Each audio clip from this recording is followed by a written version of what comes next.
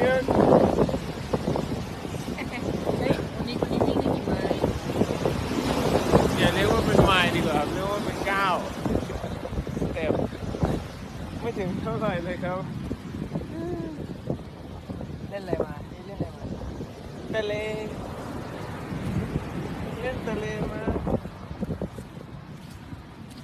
แล้วพาทุกคนก็เปียกไปเลยนะ ทะเลสนุกไหม สนุกมากเกือบดึงเราลงมาในโอเชียนด้วย เ